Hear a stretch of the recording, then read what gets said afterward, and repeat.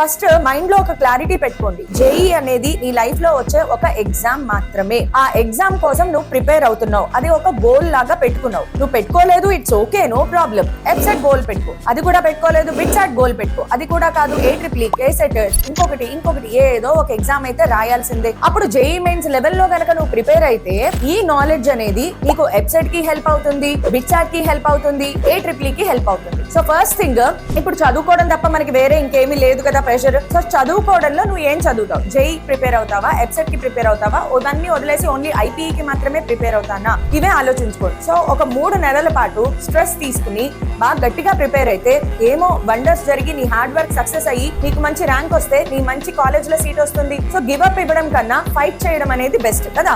ప్రయత్నం చేయకుండానే ఓడిపోతానేమో అని ఆలోచించేది పిరికితనం. సో ఖచ్చితంగా ప్రయత్నం చేయాలి. మన భగవద్గీతలో లేదా ఈవెన్ ఖురాన్ లో, బైబిల్లో కూడా ఇదే ఉంటుంది. ఫైట్ చేయండి, ఎప్పుడు కూడా ఫైట్ చేయాలి.